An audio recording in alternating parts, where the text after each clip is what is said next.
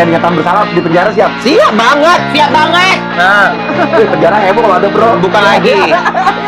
Ntar gue buat paduan suara tuh Iya, iya, penjara. iya. Kira-kira worth it gak sih lu untuk memperjuangkan seluruh hal ini sampai lu menghina-hina Doktif, nge-share foto bayinya Kak Supernova, ngejelekin, sampai ngebongkar aib orang-orang yang berhubungan dengan Doktif. Kira-kira worth it gak sih sama yang nanti akan lo dapatkan setelah ini? Setelah dari kemarin gue nonton TikTok, gue baru tahu ternyata panda yang ada di Cina itu beda dengan panda yang ada di Indonesia. Beda dengan panda yang ada di Indonesia. Mau tahu perbedaannya apa? Ini perbedaannya. Pertama, panda yang ada di Cina itu cuma ada dua, ada yang jantan sama ada yang betina. Nah, sedangkan panda yang ada di Indonesia ini nggak jelas kelaminnya apa, laki-laki, bukan perempuan, bukan. Gue melihatnya dia lebih ke panda fusion. Dia campuran antara burung beo dan beruk. Perbedaan yang kedua, panda di Cina itu banyak menghabiskan waktunya untuk makan. Nah, panda di Indonesia itu banyak menghabiskan waktunya menjadi babu owner skincare. Yang skincare-nya bermasalah karena overclaim. Terkadang dia juga menghabiskan waktunya untuk melabrak orang teriak-teriak di pinggir jalan. Panda di Indonesia ini suka menghabiskan waktunya untuk bikin video-video TikTok yang kelihatannya gemulai, padahal berewokan, seperti melihat King Kong lagi nyoba balet. Perbedaan yang ketiga, panda di Cina itu sempat terancam punah. Nah, kalau panda di Indonesia itu terancam masuk penjara karena pasal berlapis. Konon katanya sakitnya karena diguna-guna. Konon katanya dia sekarang suka live, suka bikin video kelihatan santai, padahal netizen bisa lihat lu panik kan. By the way, ingat ya, ini kita bahas panda loh, binatang, bukan manusia. Kalau lu pada lebih suka panda yang gimana sih? Panda yang di Cina atau panda yang di Indonesia? Apa benar di Indonesia punya panda juga ya? Dan ternyata banyak ditemukan perbedaan hewan tersebut. Jenis kelamin, kegiatan keseharian, dan hewan tersebut hampir punah. Panda Indonesia sebenarnya berasal dari mana ya? Kalian dinyatakan bersalah di penjara siap? Siap banget, siap banget. Nah, Penjara heboh kalau ada bro. bukan lagi. Ntar gue buat paduan suara tuh di Iya, iya, penjara. Ya. Paduan suara memang. Kalian kalau dinyatakan bersalah di penjara siap? Jawabnya siap banget. Terus di penjara akan heboh kalau ada dia. Ntar gua buat bantuan suara di penjara, katanya. Jadi kawan ternyata di Indonesia juga memiliki binatang panda, bukan hanya Cina, tapi panda Cina sangat berbeda dengan panda Indonesia. Panda Cina itu memiliki sifat pemalu sehingga dia sering menundukkan kepala. Panda Indonesia itu memiliki sifat tidak tahu malu sehingga dia sering mengangkat kepala dan sangat diragukan kemaluannya. Memiliki kebiasaan makan dan tidur setiap harinya. Panda Indonesia memiliki kebiasaan teriak-teriak, tipu-tipu, ya kayak overfresh gitu ceritanya. Panda Cina itu berbulu lebat, badannya warna putih, mata, bahu, bokong, kaki itu warna hitam. Sementara panda Indonesia memiliki ciri khas membentuk alis, pakai lipstik, pakai skincare walaupun overclaim. Panda Cina itu termasuk hewan yang dilindungi dan terancam punah. Panda Indonesia semakin berkembang biak walaupun nggak pernah beranak dan terancam masuk bui. Panda Cina itu gemesin, pengen rasanya awak peluk cium. Sementara kalau panda Indonesia itu ngeselin, kalau nengok mukanya aja pengen rasanya nabok dan sepak ya kan. Dipelihara oleh manusia dan ahli. Panda Indonesia dipelihara sama ular, dipelihara sama transformer. Panda Cina itu lebih suka sendirian dengan suasana tenang. Panda Indonesia sukanya itu keroyokan dan suka keributan. Ini kita berbicara tentang binatang ya. Menurut kalian, apa perbedaan panda Cina dengan panda Indonesia? Boleh tulis di kolom komentar. Betul juga ya, hewan panda di Indonesia sangat berbeda dengan panda di Cina. Panda bersifat pemalu, kebiasaan makan dan tidur setiap harinya.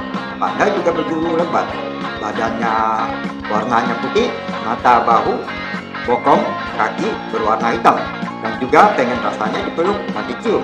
Panda itu lebih suka menyendiri dengan suasana tenang. Betul sekali. Deh panda, kira-kira worth it gak sih apa yang udah lu perjuangin sama hal yang nantinya bakalan lu dapet? Sebelumnya juga kan lo udah pernah berurusan sama Polela ya panda.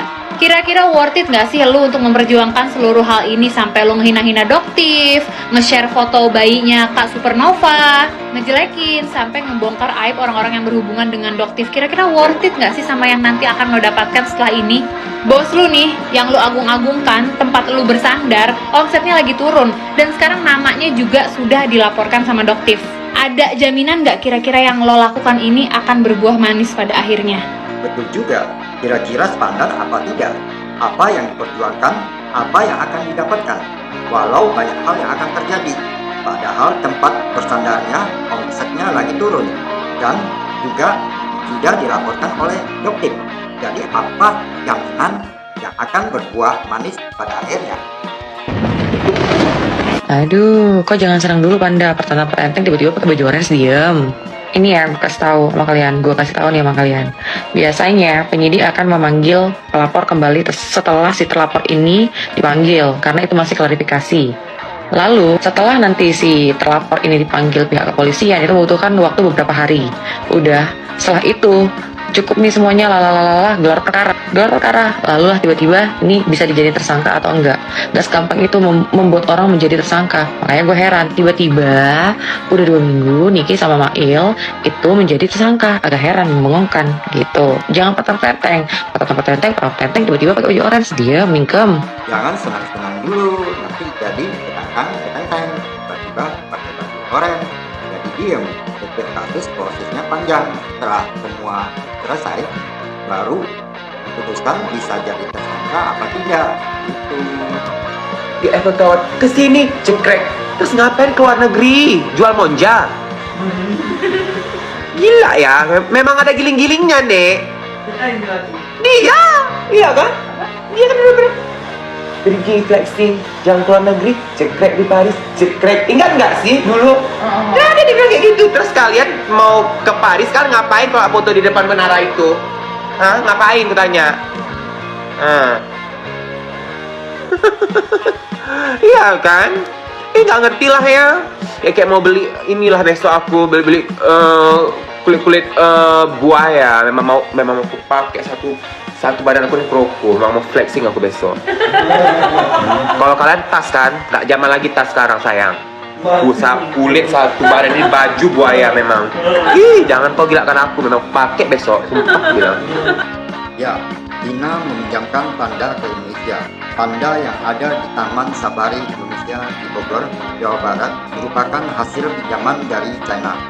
Penjelasan, China juga meminjamkan panda untuk membantu menyelamatkan panda dari kepunahan.